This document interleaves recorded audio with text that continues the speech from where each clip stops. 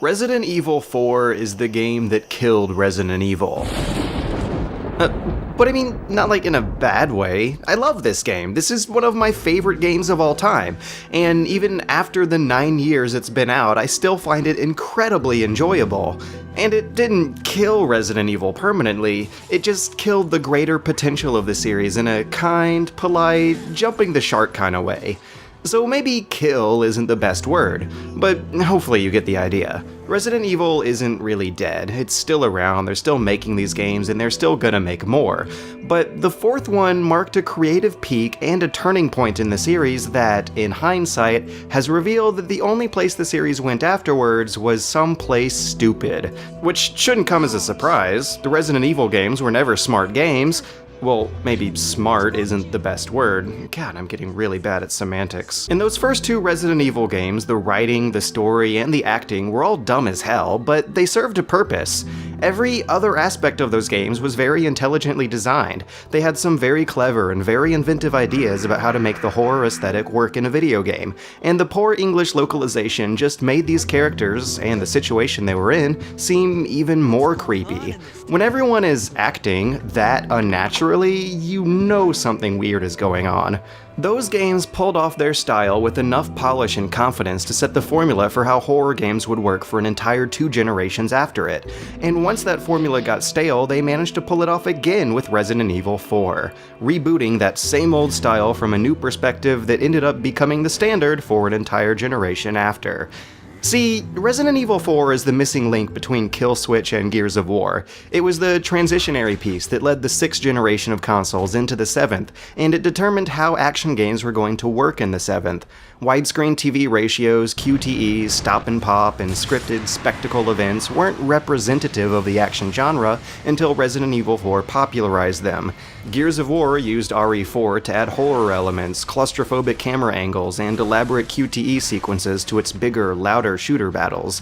Then Uncharted showed up, and it brought that same shtick to a more lighthearted T-rated adventure, and now we've come full circle. It seems like every character-driven brand under the sun is now a third-person shoulder shooter that liberally uses QTEs, and now they're just as badly in need of a new trendsetter to come along and shake things up.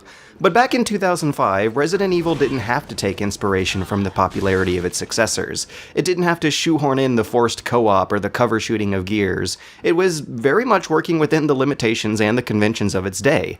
Since nostalgia gives antiquated designs a bit of charming novelty value, we like to forget that there was actually a huge backlash against the tank controls and the fixed camera of older RE games. After Capcom perceived the RE remake on the GameCube to be a commercial failure, the clunky controls of horror games became stigmatized. They were seen as a genre-wide problem that needed fixing.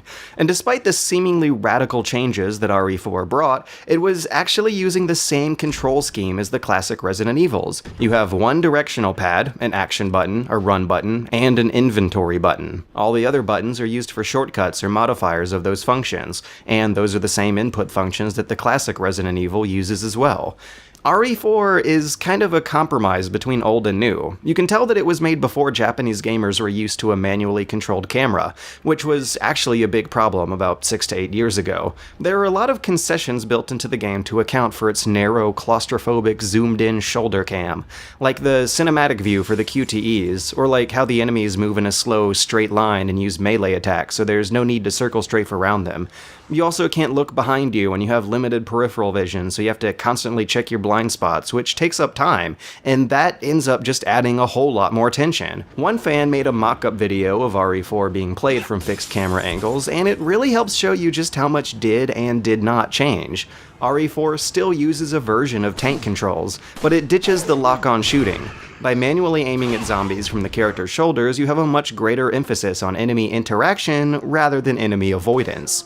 And that's where the bigger changes come in. That's where the manual aiming and the location-specific stun animations come in. From those stun animations, we get QTE melee attacks that give you strategic opportunities for splash damage. The fast entrances and exits and the circular open-level designs come in from that new strategic layer to put a focus on constant player movement and improvisational tactics. The The combat design of RE4 has made it into one of the most insanely polished and satisfying action games around.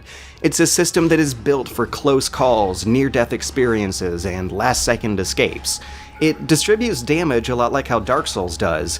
Just one hit will take away almost half your health, but the hits themselves come from slow animations with obvious wind-ups, so you feel a real sting of humiliation every time it happens. But unlike Dark Souls, the common enemies take a lot of damage here. 3 headshots is the minimum you want to distribute for these guys, but the game is still doing the whole ammo conservation thing. Ammo is scarce, but enemy health is high, and so is the damage they deal out. And since every shot can potentially trigger a really useful melee attack, you have a situation where every shot matters. The game encourages you to go slow and shoot with precision, and that creates a whole lot of tension. And there's strategic depth to that tension. Headshots aren't just headshots, they're the gateway to a really useful roundhouse kick that can be more valuable than actual bullets. Or you can trip up and stun enemies to sync their movement speed together to gather them around explosives or grenades. Or you can stun lock groups of enemies with a knife if you position them right. Because of all the different tactical possibilities that the game gives you, it feels like there's always some way to defeat a whole bunch of enemies while only using a minimum amount of ammo. And figuring out how to do that is more like solving a puzzle than playing a twitchy shooter. You sure can just shoot these zombies in the face, but that would kinda be missing the point. And it would really eat into your ammo supply. Disclaimer, I know that they're not technically zombies, but come on, they're so dumb, dazed, and slow that they might as well be zombies.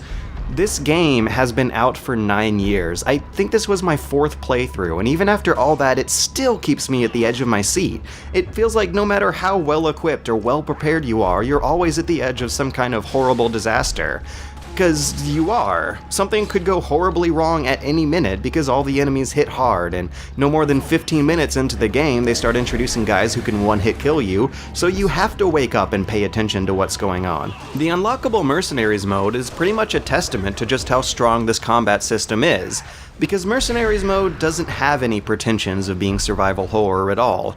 It's just scored arcade-style survival with nothing but the combat going for it, and it is excellent. I bet I could spend more time playing this mode than the actual game, which makes it one hell of an unlockable because the actual game is one of the most thoroughly entertaining action games of all time. But what was going on in 2004 and 2005? Why the hell did so many excellent games come out in those 2 years? I don't know what my favorite game of all time is, but it is statistically likely to have come out in one of those 2 years. Anyways, the pacing and the tone of RE4's campaign is about as enjoyable as the combat itself. The game begins morose. It starts off as if it's going to take itself really seriously. There are some very grisly scenes in that opening village, and the music and the ambience of those first 2 acts are pretty spooky. I love how almost every new map in those first 2 acts has some kind of thematic level design hook. One minute it's timed survival in a mini sandbox, then the next it's slow-paced freeform room clearing, then it's ambushes and booby traps out in a dense patch of small houses, then it's long-distance sniping, then it's managing mobs across 2 different elevations. Before you know it, you're battling giant flounders and giant mutant men and riding cable cars between mountains, and it's such good pacing! It's a really versatile lineup of levels. There's something new with every few steps you take. For those glorious first 2 acts of RE4, no 2 rooms are the same. You have no clue what to expect next, so you can't let your guard down. But then you go from that slimy, gritty, rainy, foggy medieval village to a perfectly clean and well-maintained medieval castle, and the tone takes a dive down into the wonderful world of self-aware camp. And then the primary villain changes seats from a generic cookie-cutter cult leader to this thing. Get a load of this guy. What is he even supposed to be? Spanish Napoleon here triggers impossibly specific booby traps. He pulls switches that open up pits in the floor, and he jams your codex so you get a mad-libbed back and forth with the villains every new chapter. I've sent my right hand to dispose of you. Your right hand comes off? God, it's like kids are trying to argue with each other across the cafeteria. It's almost like they're flirting with each other.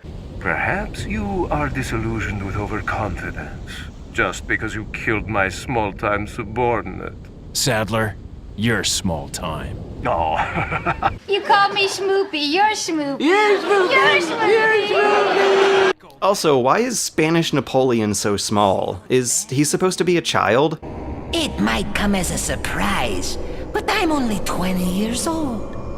You know, I appreciate the game trying to answer my questions here, but I don't know what the hell's going on. Sooner or later, the Predator cuts off his dreads and traps you in a room with him. That's a thing that actually happens in this game, but Arnold Schwarzenegger movies don't fit the whole medieval European theme. And then 20 seconds later, Commando shows up out of fucking nowhere, and that doesn't fit the theme either. There's a giant robot statue chasing after you, and you dodge lasers in slow motion, and you go on a rollicking minecart chase, and the beginning of the game just started on such a low-key note. But it turns into this hokey amusement park ride, complete with a lame roller coaster and cardboard cutouts, and even a souvenir shop. Leon, help! Don't worry, Ashley. I'm coming for you. So at this point, I'm laughing my ass off. It's great how the narrative is giving you this ridiculous payoff, but you can see the level designers start to run out of steam here. The second half of the game still has a lot of great set pieces, but the filler in between them seems to switch out creative, exploratory level designs with ones that just trap Leon in a locked room with hidden switches while a few waves of easy mobs spawn in. But the combat is still strong enough to carry it through, and eventually they introduce one of the creepiest and most elaborately complicated monsters in the whole series, so it still feels very worth playing. Almost just to see what Leon himself is gonna say next. This guy is the epitome of the warped American ideal of a kid-friendly action hero. For him, there's no smoking and no sex, but an absurdly comical body count for the sake of rescuing one hostage. It doesn't help that his nasally one-liners sound like something that only Sonic the Hedgehog should be saying. No thanks, bro. Where's everyone going? Bingo? No way, Leon. Way. I knew you'd be fine if you landed on your butt. I don't know what happened here. How do you go from the sheer horror of a crazy chainsaw man beating down your door to playing a prize grabber machine with zombies? And what's this music doing? Am I playing GoldenEye? The second half of the game is this explosive, over-the-top compensation for all the quieter tension that the first half builds up. They had to outdo the creepy atmosphere of that awful village somehow, and they chose to do it by switching gears to balls-out action, with a story that is about as mature, deep, and well-written as an episode of Axe Cop. It's got that really fun John Carpenter combination of gross-out body horror and synth-powered campiness, and I wouldn't want it any other way. It's the opposite of pretentious. It's a shamelessly self-aware cheese fest that had me grinning from ear to ear. And maybe that huge contrast between the beginning and the end of Resident Evil 4 is just evidence of how many different ideas were all put into this one game. In retrospect, it looks more like it's foreshadowing how uncreative the sequels would get. This game established how Resident Evil would work over the coming generation, so the following games didn't really have as much of an idea well to draw from. And although the story behind Resident Evil has always been dumb, the newer ones kinda take themselves seriously, which makes a huge difference in terms of how easy it is to be entertained by this stuff. RE5 tried and failed to make some shallow, preachy political commentary by way of misusing an inflammatory setting, and boy was that awkward.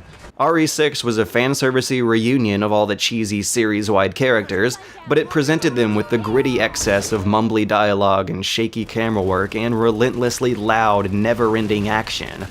Compared to those, RE4 is innocent fun. It's self-contained and self-aware, and all the enjoyable qualities of the mindlessness that is the Resident Evil story simply reached a peak with this one. It's a mishmash of each and every good idea they could have thrown into a third-person, action-oriented horror game, and I guess that's why it killed the series. It's everything it could have been, and it's everything it should have been. The only problem with that is that the only place the series could go from there was someplace stupid.